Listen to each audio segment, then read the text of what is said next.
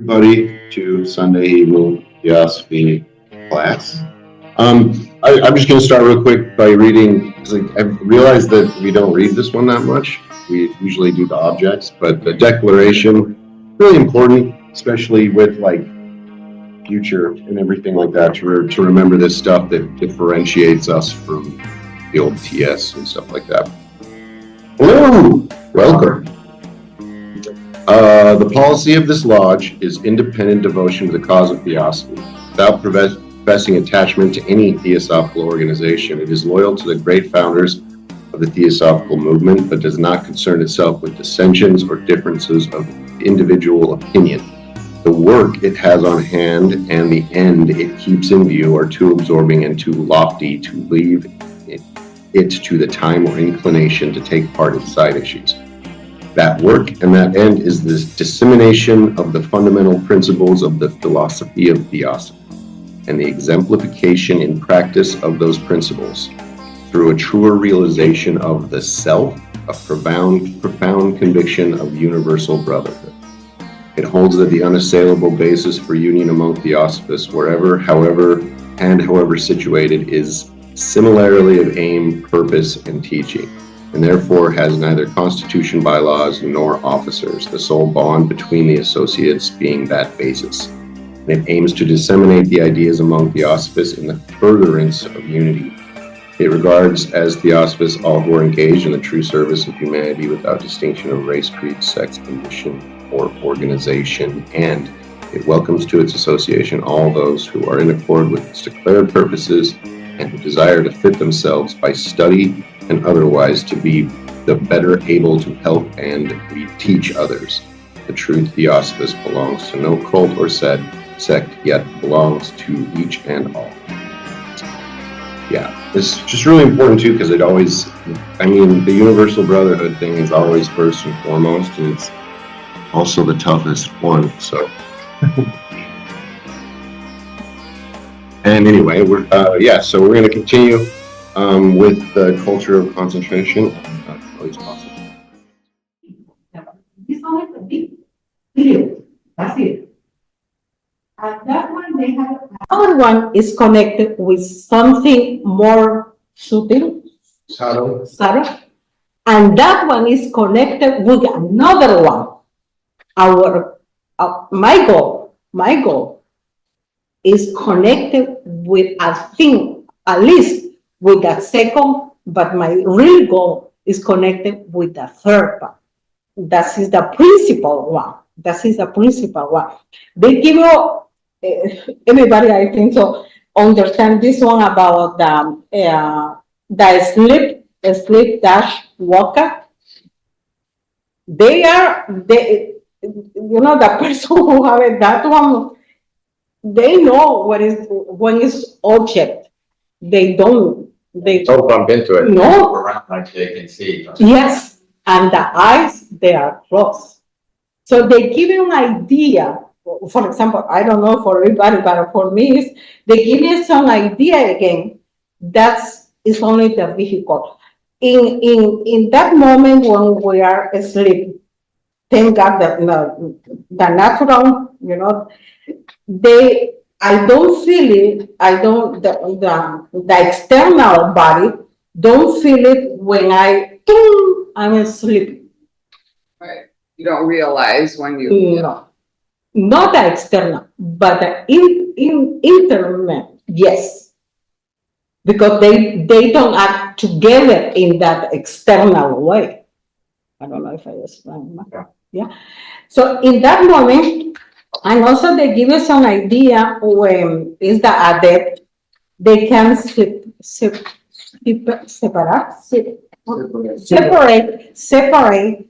the vehicle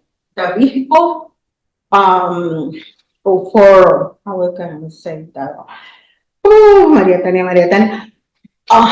The adept, they can have the ability or the knowledge when they can separate. They have it, the ability or the power or the knowledge anywhere to separate even if they need it in right away, they call also here, they call they call Mayavi Rupa? I think so. Is the body when they still here? Mayavi Rupa is a particular type of body that the adept develops out of astral material. So it explains a lot of things that people might have heard in other cultures, like, well, how does someone see in a place where their body is here, but they're telling you what's happening in New York? There's a couple ways. One could be they travel in that body. The other is that they're just on the mind plane and they're seeing from that particular place. You know, in the voice of the silence, it explains it that there's a stage of meditation where whatever place the mind would go, that place the mind becomes. And it explains a lot of how what we observe as kind of phenomenon that might be historically talked about. It explains like how that happens, the physiology and how that is going to happen. But yeah, the next paragraph kind of talks about that. It says, ordinarily, there's no demarcation to be observed between the inner organs and the outer. The inner ear is found to be too closely interknit with the outer to be distinguished apart. But when concentration has begun, the different inner organs begin to awake, as it were, and to separate themselves from the chains of their bodily counterparts. Thus, the man begins to duplicate his powers. His bodily organs are not injured, but remain for use upon the plane to which they belong, and he's acquired another set which he can use apart from others in the plane of nature, peculiarly theirs. So that's what you were talking about, what the adept can do. It's kind of puzzling to me, where it's kind of suggested that leaving your physical body and your astral body is a extremely difficult task, because of how it's so, as he said, like fibers in a mango fruit. But then we have cases where people have apparently, well, that's what he says, at will. But I wonder, you know, there have been cases where people, like in near-death experiences or something, where they actually maybe hover above their bodies and see their bodies down there and can see what's going on in the operating room and things like that, which obviously there's some aspect of the astral that they must be perceiving through, right, assuming that it's genuinely happening. And I knew of one woman who happened to be a Theosophist, but she was on her deathbed, and she said she had an experience where she was traveling in her astral body, and she went to her house and was looking through all her drawers and going through her kitchen, and she was really she was telling her friend, you know, she said she was really kind of angry because, you know, she said, here I finally had a chance to travel in my astral body, and where do I go? I go to my goddamn kitchen. She said.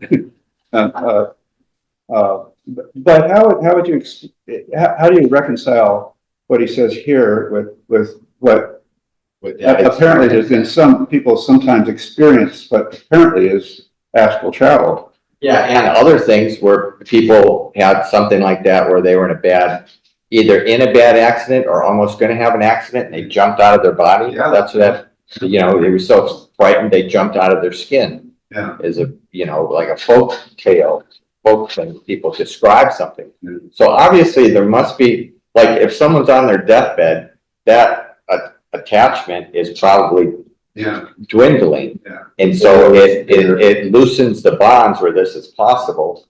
And then the other thing is, like, there's probably within the soul that aspect of protection that under certain circumstances, like you're going to be in a bad accident, or just as the accident happens, you're watching everyone attend to the accident, but you're not in your body. Yeah. You know, or, you know, people that have major trauma, they talk about disassociation. I think there's certain aspects that can happen during life that kind of induce that, where the soul just leaves. And not on will, it just kind of happens. Yeah. I think there's probably a lot we're not told about these Yeah. things. Well, you think about, I mean, the nervous system, you know, of the body, and when we're in a shocking situation, that one seems to be somehow slightly connected to the astral. And when we're in some kind of, you know, accident or something like that, I think, you know, just maybe explain this as on a physical level, there's something that happens with the nervous system and our astral that then causes that to separate. But yeah, I think there's, like you said, there's like not a lot of details, because what, you know, what HPB tries to get us to do is to come to these experiences and experiments and to, you know, get the experience for ourselves. But consciously. Yeah. That is the difference. At will, Consciously, like you at said, will, at like- will. There is some story. I think Judge mentions it in an article or a story, as I recall. He's traveling along on a train, and he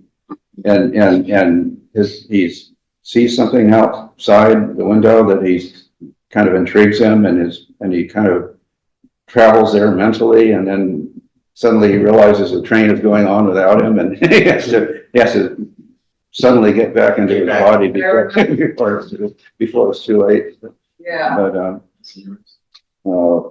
anyways, I think maybe they're just, or maybe perhaps different levels or aspects of the astral too, that maybe part of it can kind of go out maybe for a short time, and it has to come back. Yeah, well, and he talks about, like, in this article, we'll see how, like, some things can get developed partially, you know. This next paragraph, he says, where, like, certain, like, you know, we find that here and there are cases where certain parts of this inner body have been by some means developed beyond the rest. And so some people could be like clairvoyant or clairaudient, but not, you know, have other parts develop. But he's talking about at will developing all of these senses and all of this. And then, you know, it goes on to say, does someone want to read the very last paragraph on that page, which says, but in these abnormal cases, they're always wanting the results of concentration? James, you want to read? Okay. But in these abnormal cases, there are always wanting the results of concentration. They have merely protruded one portion, just as a lobster extrudes his eye on the end of the structure which carries it. Or take one who has thus curiously developed one of the inner eyes, say the left. This has a relation to a plane of nature quite different from that appertaining to the hand, and the results in experience are just as diverse. He will be a clairvoyant of a certain order, only able to recognize that which relates to his one-sided development, and completely ignorant of many other qualities inherent in the things seen or felt, because the proper organs needed to perceive them have had no development. He will be like a two-dimensional being who cannot possibly know that which three-dimensional beings know, or like ourselves as compared with four-dimensional entities. That's heavy.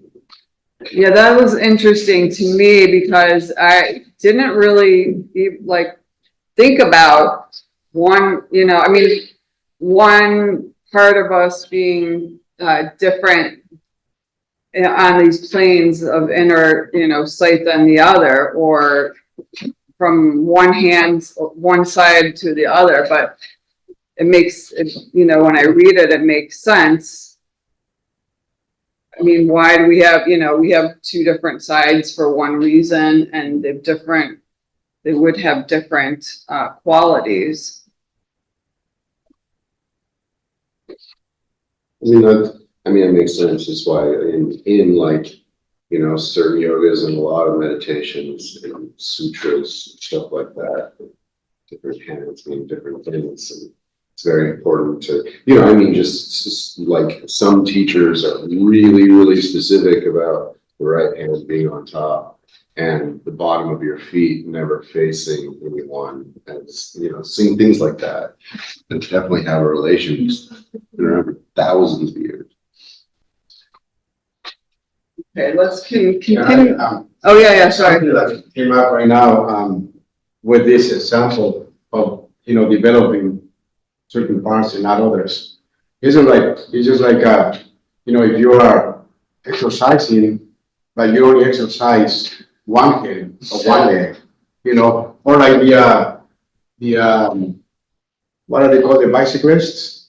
They develop Really huge big legs, Yeah. legs. Yeah, but their arms are not developed. So it makes sense that these organs are like muscles, that if we develop it all, I mean, maybe not at the same time, but all of them, then you can have a wider view of things instead of partial things. It's like you remember this phrase about an elephant, in a room, And people touch in a different part of it. dark room, and Yeah. everybody's touching different parts, and they think that that's how the elephant looks. Yeah. So everybody has a different opinion because they only see it partially. So I think the idea here is that to develop everything, it will be the best view. And it is said that, so we have this astral body from men, and when we leave the body, then we go into this kama rupa, and different kind of astral body. So that's what I think through many, or through lives, or through efforts, that astral becomes a permanent astral. Just calls it a permanent astral in a way, the Mayari Rupa. And so therefore, humanity can develop that, but having the valid intentions, because we read that it has to do with the inner parts of themselves, not so much the organs, but the senses themselves. Because these are only the external organs, but what is the sense of the sight? What is the sense of the sense of the hearing? It's not right here, it's not the eye, but it's the sense within. And therefore, by developing all together at the same time, then you can have a wider view of things. And of course, as Russell mentioned that phrase about that, generally speaking, we are like the mango and the fiber, the actual body being the fiber, the mango and the bone, the fruit, the seed. We're really hard to separate it. But there's always, there are always, what are they called? Exceptions? Thank you. There's always exceptions, and some were already mentioned. And of course, we don't know because we don't know how we gained in past lives. Maybe like something happened in this life and you're able to really get out of your body, but kind of like Colin said, not very conscious about it. Now you're conscious because you're out of it and you know that you're out of your body, but you don't know how it happened. You don't know the process. And so the idea is to know the whole process and how to do it knowingly. And that's, becoming an adept in a way. So anyway, that was. The other thing is we have experiences of this. You just take it for granted because it's a normal experience. What is sensing when you dream? What is seeing and hearing when you where is that coming from, or who is it? Yeah. So if we can consciously experience on these inner planes using the senses, still it's the mind that is getting the experience.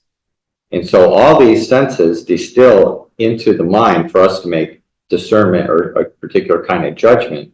You can look up, there's an unusual group of people that have something called synesthesia, which I could be talking and they would be hearing me talk, but hearing notes like music was playing, or they could be tasting flavors, or they could be seeing colors.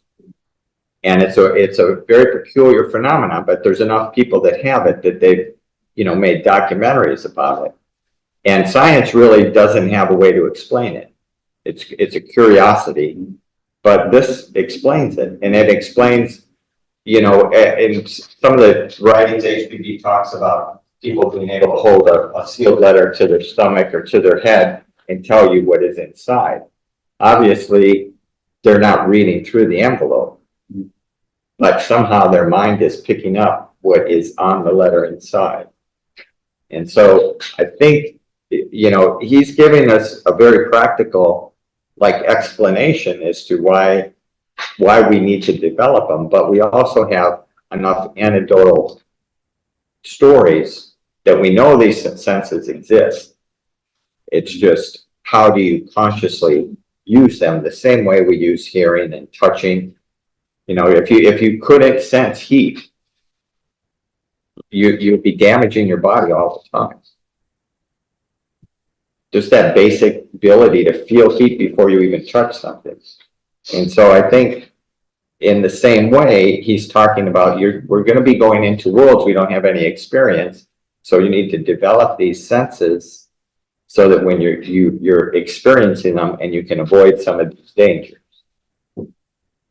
And discern what is true and what is false, because he says, as all the teachings say, in the astral plane, we can see things that are in the future and the present and not happening, but it's all there.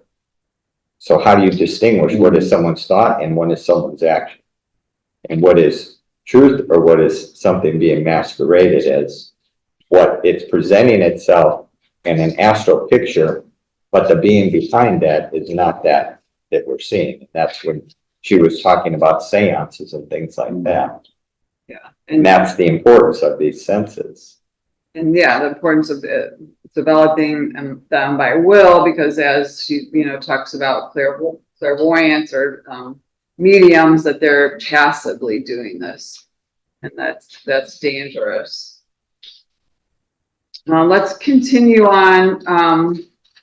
Let's see, James, you want to continue? You're such a good reader. Okay. It begins in the course of the growth of this ethereal body. Okay. In the course of the growth of this ethereal body, several things are to be observed. It begins by having a cloudy, wavering appearance with certain centers of energy caused by the incipiency of organs that correspond to the brain, heart, lungs, spleen, liver, and so on. It follows the same course of development as a solar system and is, in fact, governed and influenced by the very solar system to which the world belongs, on which the being may be incarnate. With us, it is governed by our own solar orb. Can we keep going? Yeah, keep going to the next, That was really heavy. All of that was amazing. well, does anyone have questions? I mean, I think, It Yeah. makes a lot of sense. It's saying, that it's the appropriate instrument for the solar system, so it's governed by our own solar orb. It's if we were all of a sudden born into the solar system and we were governed by a different one, it would be quite a problem or impossible. Well, to me, all this points, to karma and reincarnation. Why are we born into this certain solar system with these certain organs, with these certain planets? What is the cause? I think there's a lot to do with magnetism, like Tony was talking about earlier too. Some kind of attraction. Especially with we tend to reincarnate in kind of groups or even movements. Yeah, and obviously, the karma of past solar systems, have gotten us to this point, that it's a continuation of the karma. But then these certain, these certain organs of certain planets all have their distinct qualities. So then, I feel like we have to then learn from these distinctions, being born in these certain, like, I don't know if that makes sense. No, but, sure. but even to like every mineral, or like the qualities of minerals, the qualities of our atmosphere, all these different qualities have to have some influence on our experiences overall. Roberto. But here is giving us a correspondence, because it is with saying with us, it is governed by our own solar orb. So as above, so below. Then, so whatever, everything that we have said about the actual body, the psychic abilities, the physical body, and everything is giving us a correspondence to the solar system. So which means that whatever is within the solar system and planets is all related, and it kind of works in the same matter, because there are, through our senses, we can sense things that belong into this solar system only. We can see like we cannot go beyond, I cannot even go beyond this earth. So what he's saying is that we have that connection, with whatever is giving life, which is the sun to the solar system. So he's saying that our orb, which is our inner sun in ourselves, then it has these workings with the astral man and the physical body. So we can think that the sun, it has somewhat a similar way of acting in the solar system, because it is said that what we see, even though it's not physical as we are, but we only see the physical part of the sun. So there's gotta be the inner parts of the sun, which would correspond with what we say about the inner, the sevenfold constitution in ourselves. And therefore, maybe that's why you're saying that with us is governed by our own solar orb, making that correspondence with the solar system. And also the homeostasis in the body is perfect, in one equilibrium, exactly.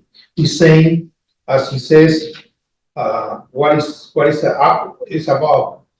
The same with the planet. The planet has, and the solar system, it has its own equilibrium. The same with the body. Yeah. One thing doesn't work in the body is gone. The homeostasis is gone. Yeah. It's on the perfect equilibrium. Yeah, a rogue comet comes through and hits one of the organs. But also, there's an analogy with students of Theosophy, serious students of Theosophy, that the analogy of the body, it has all the organs. So all the organs have to do their own work. If one organ doesn't work, it affects the whole body. So in the same way, when one develops certain powers and you use them for personal purposes, then you're not doing damage to the whole. So the idea is to work for the whole, so you don't become, damaging the other organs. And we can say that analogy, as we said, in our own body, as in the solar system. If one planet will go out of orbit, imagine it's the end. So it's very kind of serious when one student becomes a serious student and becomes part of a group, and he has to follow certain rules. Otherwise, you do more damage than good. Sure. So And anyway, everyone benefits by that additional student. that's it. Yeah. Everyone gets the benefit of that extra effort. I'm wondering, speaking of this ethereal body that we're developing, what is the purpose of the ethereal body? What's wrong with the one we have? Why would we want an ethereal one? Well, I think is what it will be, that will become the Mayari Rupa, which is a body that the adept can willingly form or use at any time. Somebody mentioned about William Q. Judge, you know, in letters that have helped me, all of those chapters, all of those writings are there where he has plenty of out of body experiences. Mm. And I think that has to do with that ethereal body that eventually, right now, as I said, you know, it becomes the Kama Rupa within the Kama Loka after death. But eventually, that same material that forms the astral body or the ethereal body, if that's what you mean, then that's what eventually it will be your own materials that will respond to a Mayari Rupa, which is mentally, willingly. Would that provide a kind of a continuity then, or? Right. Yeah, maybe from either from life to life, maybe, or from one state of consciousness to another. Well, yeah, if yeah, all of that, because you think that, you know, Roberto was talking about the Kamarupa that goes into, that's the first, like, sloughing off astral body. But from there we go to Devachan, and you have to have a vehicle to experience Devachan. It's not just your mind. It's your mind, but you're in a particular plane of substance. So we all have that vehicle. It's not like we have to build it. What we have to do is learn how to live in it consciously. Because she also says when you're in deep sleep, you're on the highest state of meditation. And you're experiencing in the world of soul. Your mind is on the plane of all the adepts. Your mind's on the plane of the Nirmanakayas and the Bodhisattvas. You're coexisting with all of nature and humanity, but you don't know it. And when you come back, you have remnants of some dreams. But in that state, your soul is in the plane of reality for this cycle. After that, you're just in nirvana. So we have a vehicle, but the problem is it's like what we're going to read, or where Tanya talked earlier about the baby first has to learn how to crawl, then it can walk, then it can run. The baby already has the vehicle, but you have to develop the abilities to consciously use it to do these different stages of activity and interaction on this plane. And so that's the thing. And he's going to talk about, you know, as we read further, the judge is going to talk about the development of this and what helps it and what hinders developing this other astral body. Because we have an astral body, that's what keeps our physical body together. But eventually, as we all know, you get older, things start falling apart. And at some point, your body and your astral split, and you're in the state that Roberto talked about, until those very personal, general materialistic ideas and attractions dissipate and the soul goes into experience its Devaconic dream state, we could say, or the highest aspects of that personality. So we have the vehicles for those planes, and we exist in those planes already. We just don't consciously exist in them. And that's the difficulty, is trying to develop a conscious awareness when we're falling asleep and the body's asleep and we're in this Akashic plane and experiencing, and can bring back the information to the personality, to the regular physical brain, so that we remember some of these experiences and our purpose here, our usefulness, or what we can do. Because otherwise, we're working with the depths, but on a very crude level, because we don't know what our position is or what we should be doing with them. So we might get an intuition as to, oh, we should do this, or maybe we should study this book, or maybe I should help this homeless person on my street. We get those, but what do we do with it? And where does that really come from? maybe an aspect of this ethereal body. It's not so much, what we're going to dwell in after we're dead. Maybe right now, practically while we're living here on the physical plane, development of this ethereal body maybe is a way of thinking of how we, in terms of the lives of the body and the lives through which we function, it's a way of clarifying the ability of the higher nature to come through and manifest in our daily life. And that is all part and parcel of this ethereal body, because the ethereal body is what we perceive through. Yeah. And that, so we have maybe a kind of a clarity of mind and thought and purpose and all that.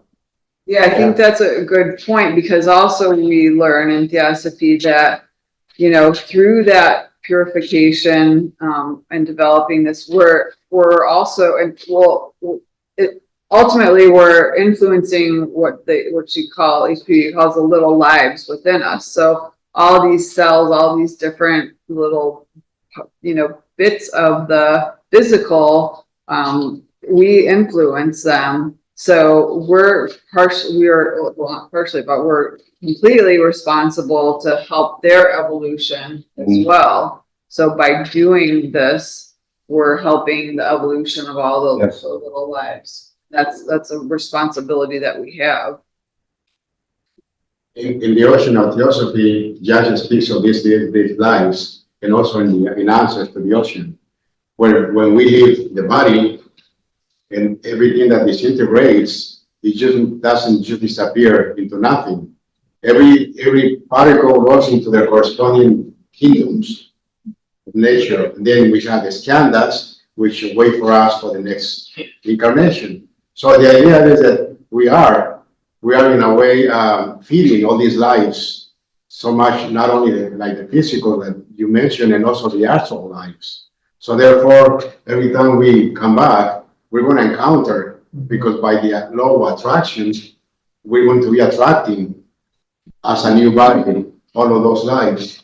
And therefore, as Ross mentioned, I think that's one way of how we're going to be using those vehicles and perceive through the vehicles and the senses in different ways. The idea, when we read about the beginning, the inner man, which he said that it doesn't mean the spiritual, but it means the astral inner man.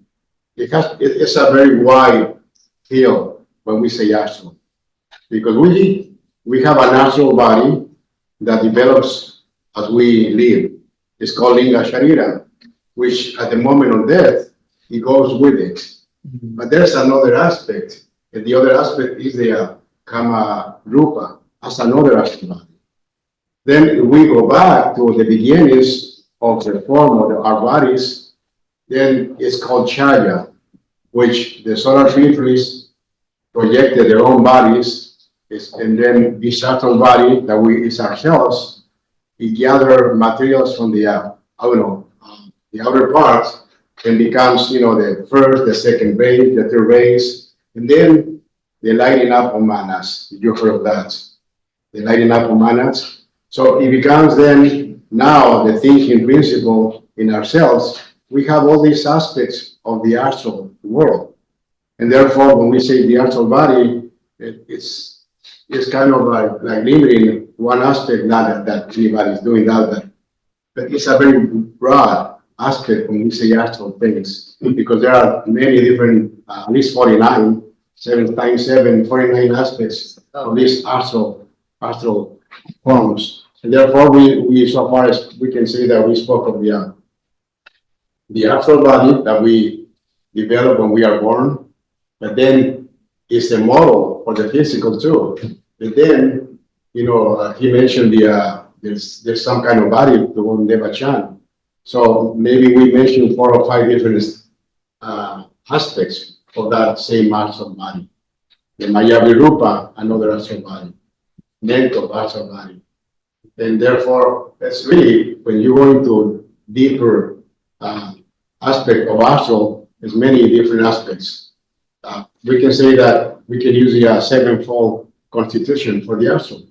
So there's a physical astral, astral, a pranic astral, karmic astral, mental, and so on and so forth. That's the beauty of Theosophy, that it's like that ocean that Jack mentions.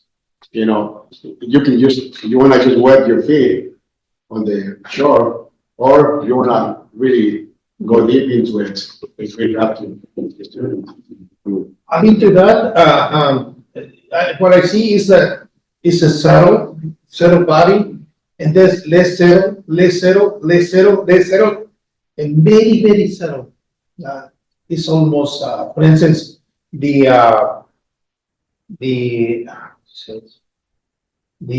manas is not the energy. It's just more energy than matter. It's what I say is less settled than settled Yeah, until the last one. That is nothing. Atma is right. Nothing to us. Nothing. nothing to us. We should read a little. Yeah, let's continue on. So, the next part, you want to read? Sure. Okay, and if the practice of concentration is kept up like that, and Okay, if the all right. next, like, If the practice of concentration is kept up, this cloudy mass begins to gain coherence and to shape itself into a body with different organs. They may grow and be used. Essays are to be made with them. Trials, experiments.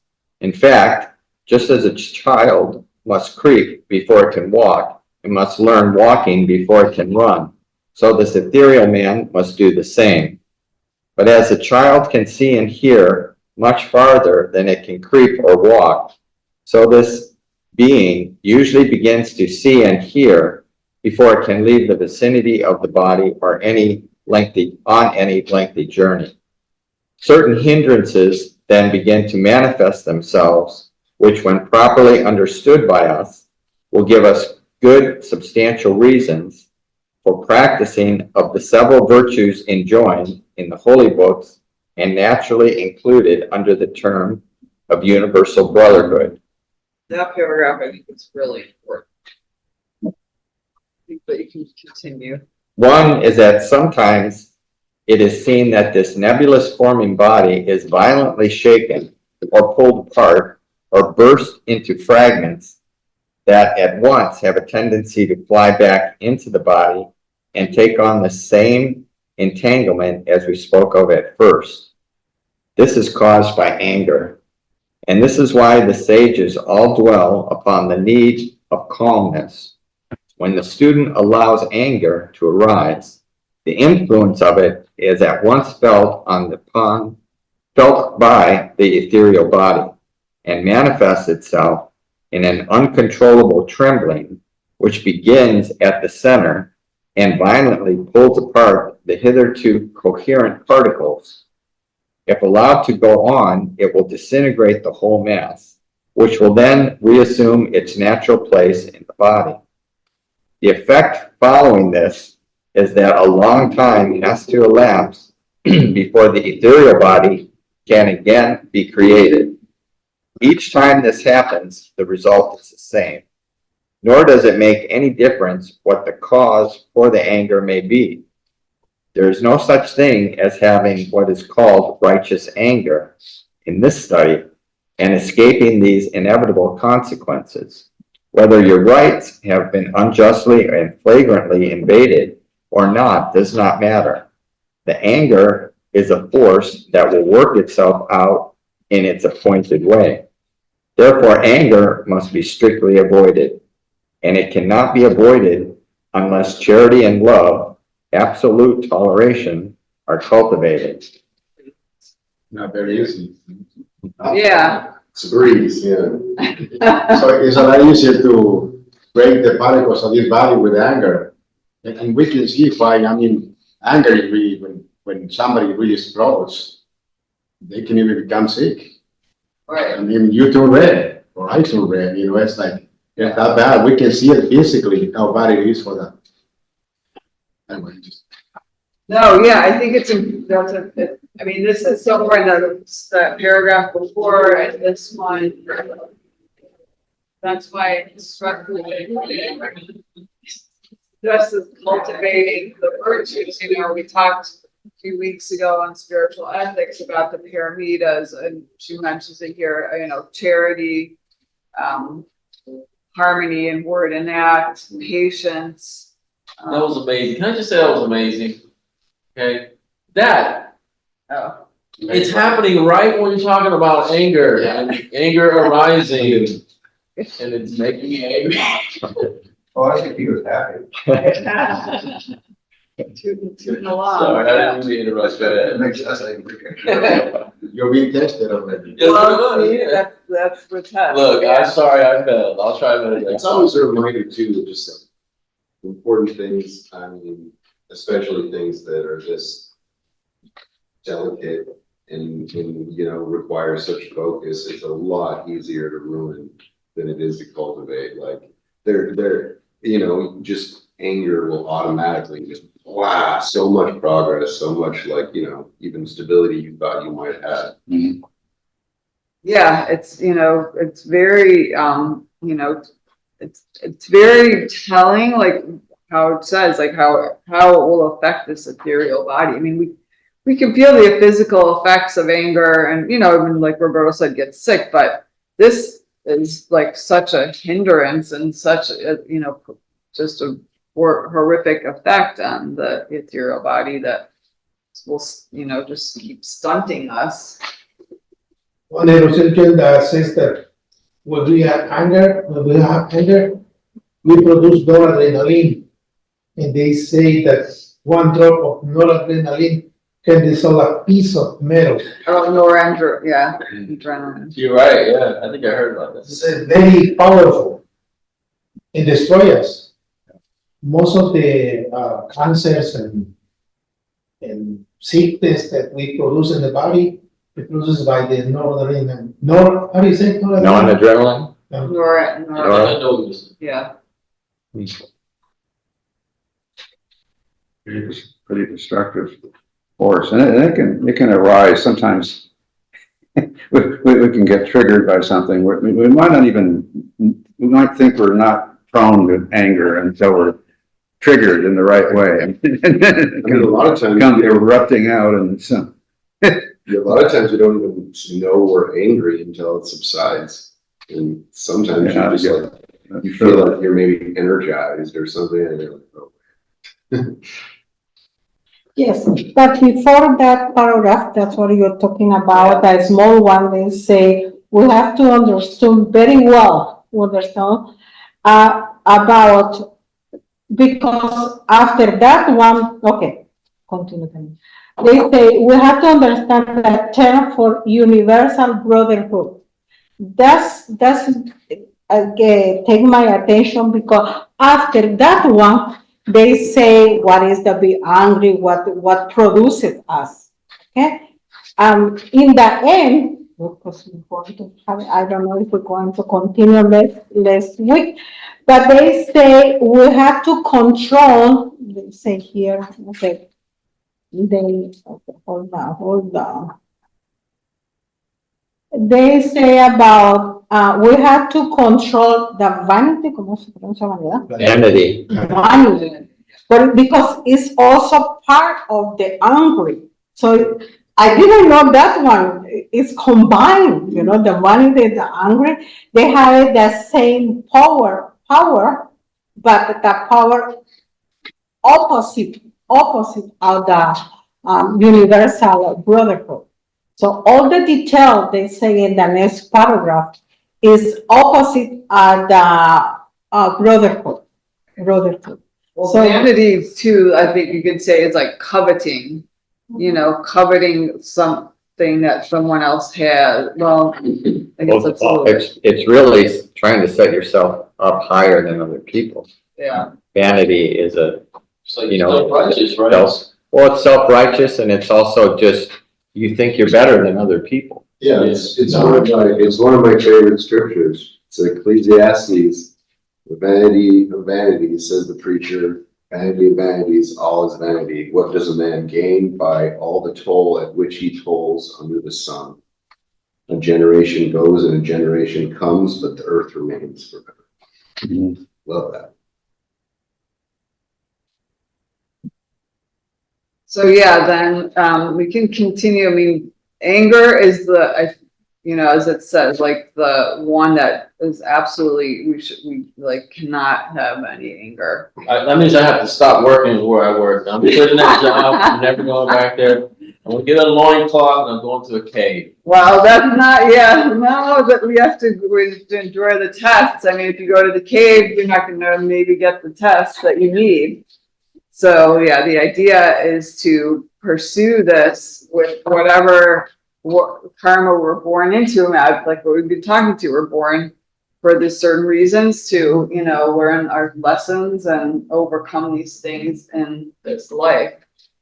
So, So we may say that we're in the right place to practice and learn right, non-violence. Because if I retire, go to wherever, I have very few contact with people, then I'm not gonna develop any of those virtues, Because the day I see somebody making me a bad face, I'm not gonna like it. Mhm. But living within this turmoil, if we can call it so, I think we have a better opportunity of becoming stronger. Because then you're able to control anger as among other things, then that means that you can be in any part of the world and adapt. True, it's true. Will not be influenced by the external circumstances. And that's the idea of the Theosophy, of the Theosophists, that you can, exactly where you are, karma has put us in the right place. So this is where we can learn, and as much as I would like to retire, like you said, somewhere else, but it's like, this is where I need to learn all my lessons. I'm saying this for me too, not for you. But yeah, and what we learned too is that, karma follows you. So even if you retire, you're gonna get things that will anger you or these tests. The next one too talks about envy. So yeah, we can continue. Helen, you want to continue? But anger may be absent, and yet still another thing happened. The ethereal form may have assumed quite a coherence and definiteness, but it is observed that instead of being pure and clear and fresh, it begins to take on a cloudy and disagreeable color, the precursor of putrefaction, which invades every part and by its effect precludes any further progress, and at last reacts upon the student so that anger again manifests itself. This is the effect of envy. Envy is not a mere trifle that produces no physical result. It has a powerful action as strong in its own field as that of anger. It not only hinders the further development, but attracts to the student's vicinity thousands of malevolent beings of all classes that precipitate themselves upon him and wake up or bring on every evil passion. Envy, therefore, must be extirpated, and it cannot be got rid of as long as the personal idea is allowed to remain in us. Another effect is produced on this ethereal body by vanity. Vanity represents the great illusion of nature. It brings up before the soul all sorts of erroneous or evil pictures, or both, and drags the judgment so away that once more anger or envy will enter, or such course be pursued that violent destruction by outside causes fall upon the being. As in one case related to me, the man had made considerable progress, but at last allowed vanity to rule. This was followed by the presentation to his inner sight of most extraordinary images and ideas, which in their turn so affected him that he attracted to his sphere hordes of elementals seldom known to students and quite indescribable in English. These at last as their nature, as is their nature, laid siege upon him, and one day produced all about the plane of his astral body, an effect similar in some respects to that which follows an explosion of the most powerful explosives known to science. The consequence was his ethereal form was so suddenly fractured that by repercussion, the whole nature of the man was altered, and he soon died in a madhouse after having committed the most awful excesses. And vanity cannot be avoided except by studiously cultivating that selflessness and poverty of heart advised as well by Jesus of Nazareth as by Buddha.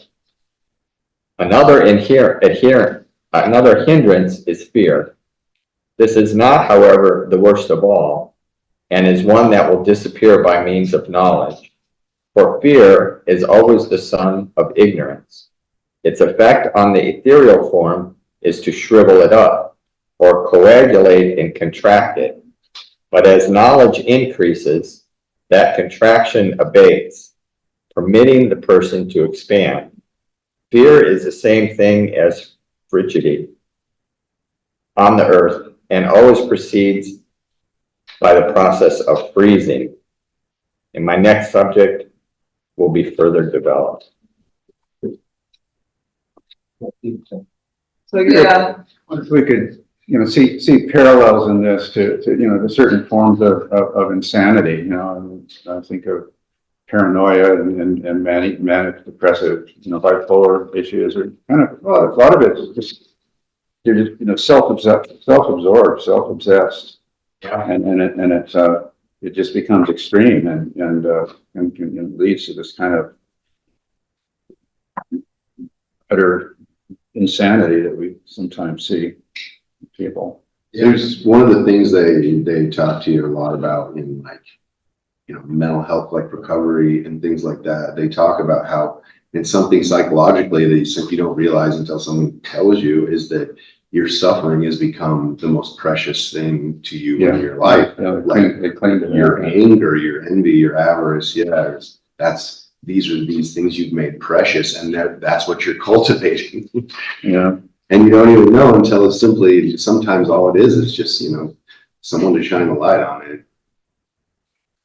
And this is going to the extremes of, madness. Therefore, we hear some people that they hear voices, do this, do that. They made me kill him. They made me kill him.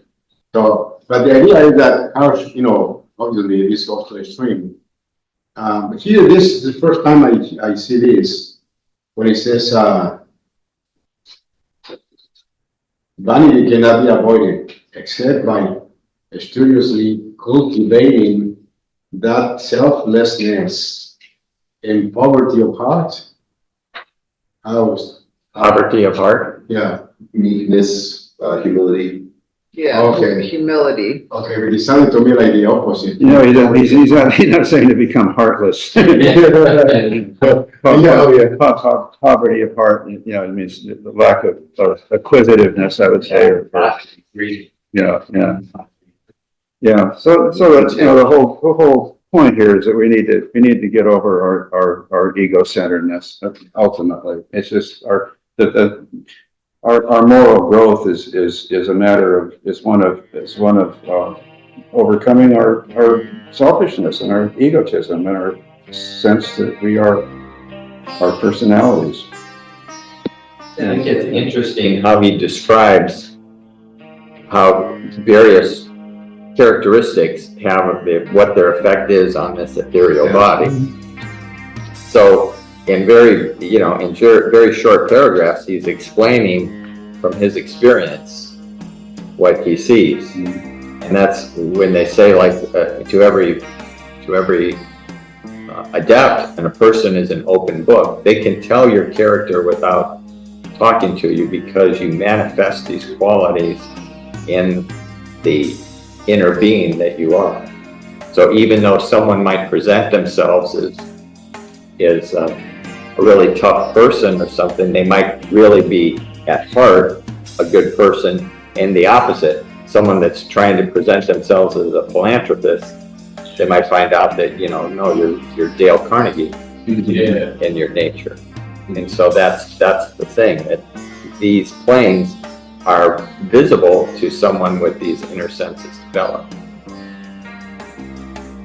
And to get, you know, this culture of concentration is for us to get to that place and not be disillusioned by, you know, the astral, this hall of learning. And so we, like, as, you know, Tanya was saying, we keep going. We don't get caught in the hall of learning, and we keep going to the hall of wisdom.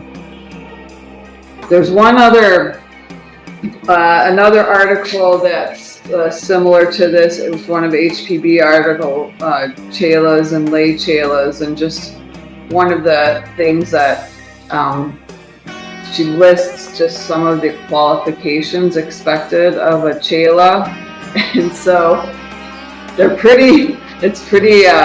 She said perfect physical health. Although later in the article it says this is somewhat can be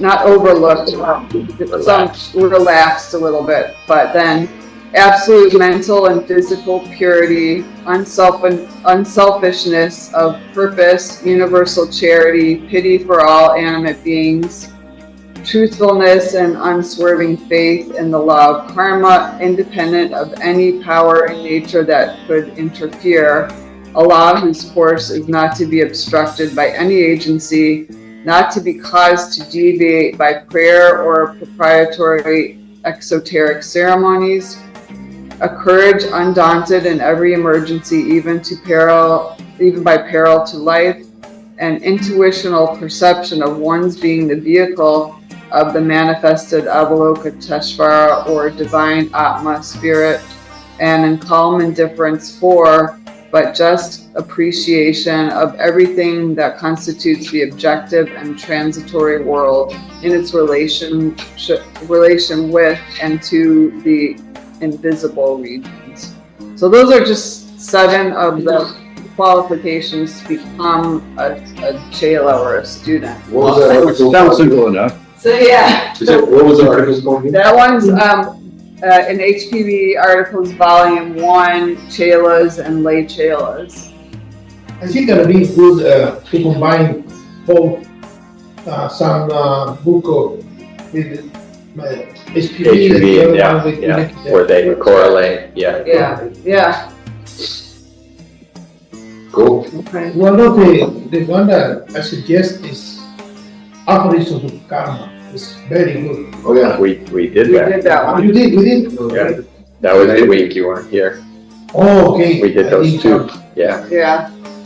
Yeah, it's on the website. Okay. Yeah, look at, Oh, yeah. up there, ULTLA.org.